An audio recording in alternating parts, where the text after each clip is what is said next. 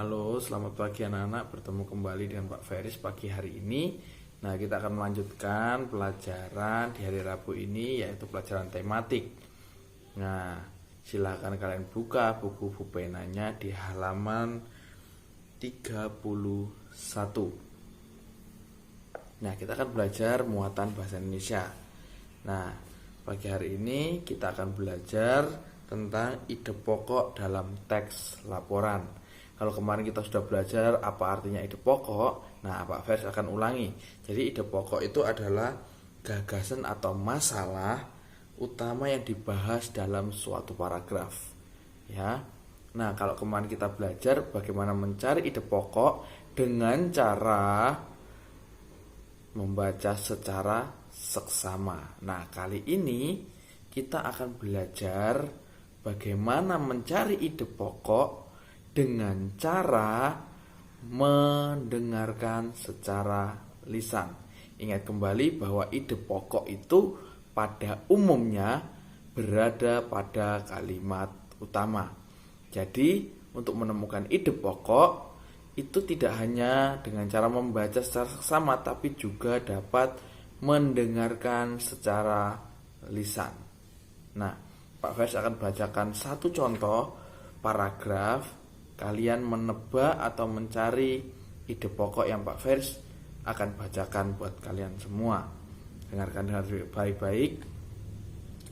Kura-kura Galapagos merupakan jenis kura-kura yang dapat terbilang besar. Panjang tubuh kura-kura Galapagos dapat mencapai 1,87 meter dengan berat sekitar 317 kg. Kura-kura ini memiliki leher panjang. Kura-kura Galapagos merupakan hewan herbivore, yaitu hewan pemakan tumbuhan. Kura-kura Galapagos adalah salah satu hewan yang dilindungi. Nah, ide pokok pada paragraf yang Pak Feris bacakan adalah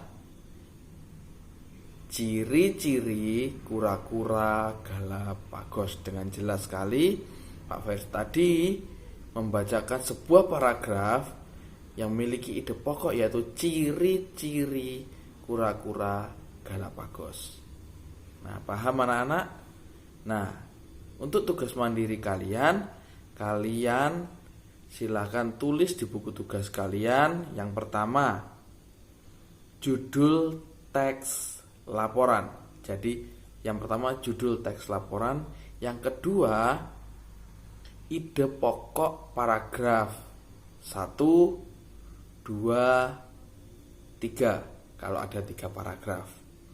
Dan yang terakhir, silakan memasukkan ide-ide pokok tersebut ke dalam sebuah diagram. Nah, anak-anak yang bersin dalam Tuhan, Pak Fes akan bacakan bacaan paragraf yang akan menjadi tugas kalian. Silahkan kalian simak dengan baik-baik, dengarkan secara lisan dengan baik-baik. Pak Fers akan mulai. Judul bacaannya adalah usaha melestarikan hewan dengan tumbuhan langka. Paragraf pertama, hewan dan tumbuhan langka perlu dilestarikan agar tidak punah. Pemerintah dan masyarakat bekerja sama untuk melestarikan hewan dan tumbuhan langka.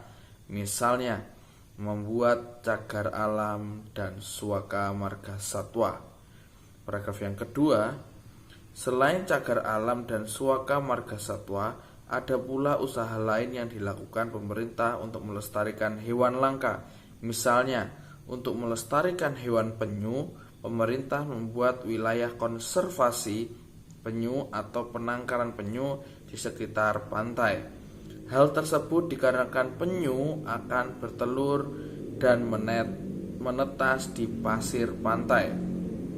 Paragraf yang ketiga, tempat penangkaran penyu tersebar hampir di setiap wilayah di Indonesia. Di Jawa Barat terdapat penangkaran penyu, pengumbahan tempatnya di ujung genteng. Di Tanjung Benoa terdapat penangkaran penyu Deluang Sari. Di Kepulauan Belitung terdapat penangkaran penyu Batavia Bangka Beach. Di Kalimantan Barat terdapat penangkaran penyu Tanjung Belimbing, dan masih banyak lagi penangkaran penyu di daerah lain. Penangkaran-penangkaran tersebut sangat efektif untuk menjaga kelestarian penyu, terutama untuk jenis penyu yang sudah hampir punah. Nah, itu adalah bacaan untuk tugas mandiri kalian. Silahkan kalian kerjakan. Tetap semangat, Tuhan Yesus memberkati.